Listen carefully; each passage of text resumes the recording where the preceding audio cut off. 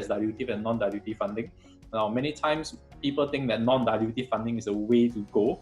I don't disagree. I think as a founder, you want to minimize the dilution as much as you can. The thing to take note of is that grants are not so easy to get, even in a very grant or business-friendly place like Singapore. So, of course, there's also dilutive funding. Venture debt is one relatively new area when it comes to Southeast Asia. In fact, it really picked up steam about 2 years back.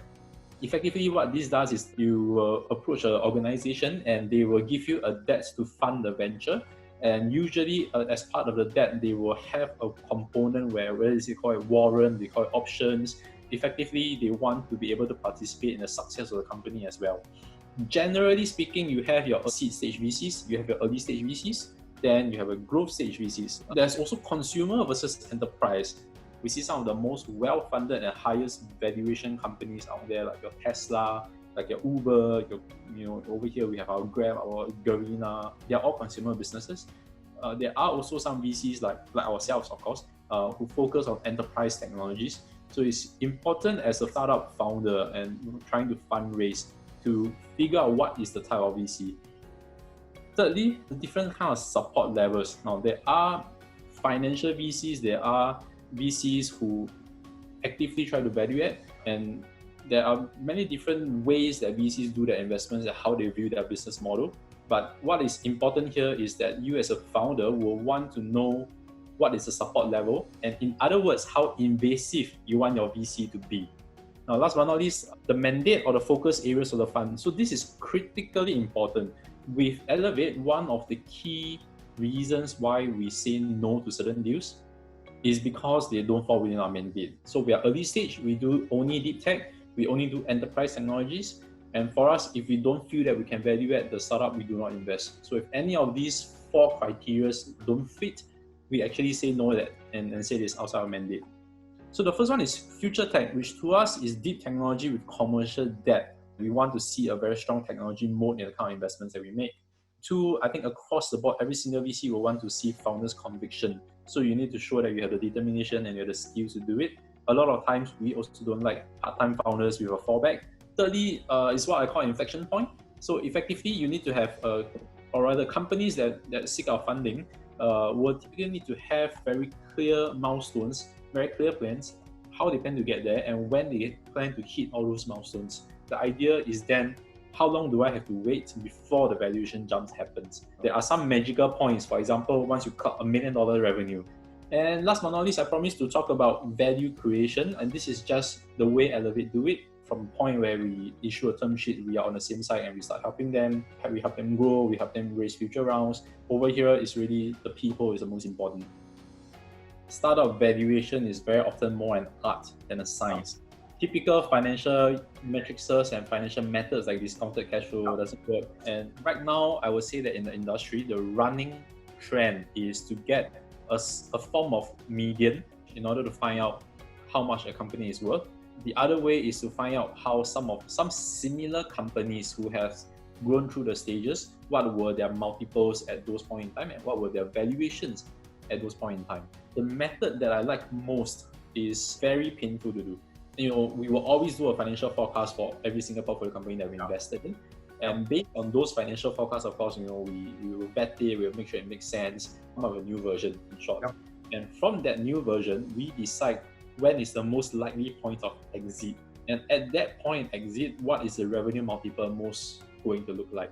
And that is not so difficult because at a later stage, when you have a certain large amount of revenue, you can start to use industry multiples, you can start to use other companies' multiples when they exit. And then we work backwards and we apply a certain IRR to it to say, okay, maybe we need 20%, 30%. And this is the valuation that we arrive at today.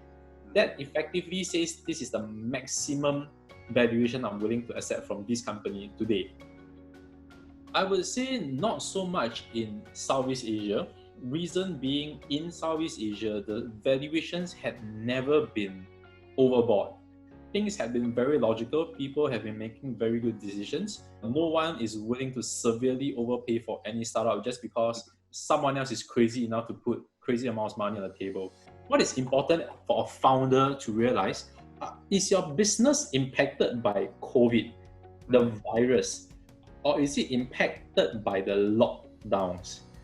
Because global lockdowns have caused all sorts of problems, but the world will not stay in the lockdown state forever, which means that your pain is temporary, which means that any hit in your valuation is temporary. But if you're impacted by COVID as a virus, so as long as the virus is around, that's almost for sure going to be permanent in the grand scheme of things, right? Yeah. If they stay around for 5 years and you as a startup is going to crash before that, it's as good as permanent. Then that is when the drop in valuation is real. And that is when you need to pivot your business model. You need to find different ways to survive. This is when you kick into survival mode. So if you're asking from Elevate perspective, we are B2B focused for the sole reason being that honestly, I have no idea how the B2C market works. I have no idea why Zoom wins and not Skype and not Google Meet. I can't crack my head around it, right? Effectively, it is really because I don't think that it is an area that we can truly value at the companies that we invest in. And also because a lot of our networks and contacts that we use to value at startups are in the B2B space. Equity round is definitely going to cost a little bit more. It's definitely going to be slower.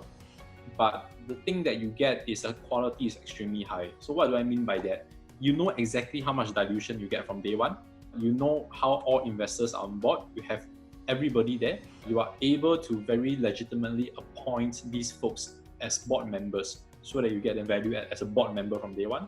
One step down will be convertible note. A convertible note is slightly faster, usually slightly cheaper, but the quality dips a little bit. Your founder's shareholding can drop from say 100% to, I don't know, for argument's sake, 30%.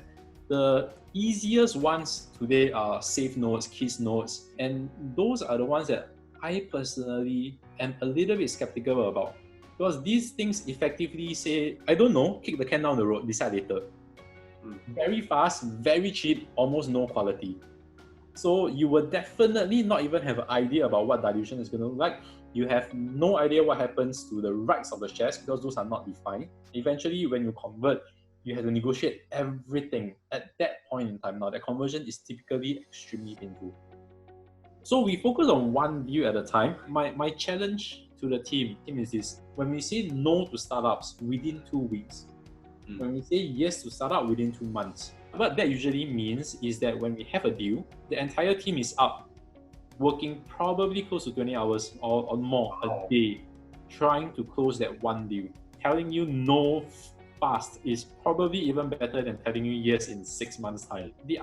On the flip side, if I know that I want to invest in a company, there is absolutely no reason for me to drag you out for 6 months and effectively waste 6 months of time that you as a founder could have spent building the company and increasing my ROI. Our value creation starts from term sheet stage. So for Entropica, by the time we issue the term sheet, we have at the back of our mind the 5 or 6 different investors that will value add them. We then say, okay guys, let's curate it. This is the list that we think you should secure. We are going to go out there together. I'm going to go out there and tell people I'm putting my weight behind these guys. Co-invest with us. We go out there and we secure some of the really interesting and very good names in the industry. How do VCs really value add from a strategic perspective? Now, the strategy needs to come from the founder. VCs or non-founding board members come in to help you be a devil's advocate with your strategy to make sure it makes sense. And then with that strategy, we say, okay, let's all row the boat together. Us with our networks and contacts, these are the doors that we can help you open. And that's when the more value-adding investors we have on board, the better it is. I would say when it comes to us making investment decisions, very rarely does a conversation go like this. Okay, I'm going to invest $1 million today. This $1 million is going to turn into $10 million in 3 years' time. No, 3 years is not good enough. Can we do 2.5 years? The conversation rarely goes like that. We still maximize our investors' ROI, but the best way to go about doing it is not to have such a single-minded focus on the numbers, but make sure we do a good job. Make sure we do our due diligence well. Make sure we invest in winning companies and winning founders. And when we do invest, make sure we value add them like nuts.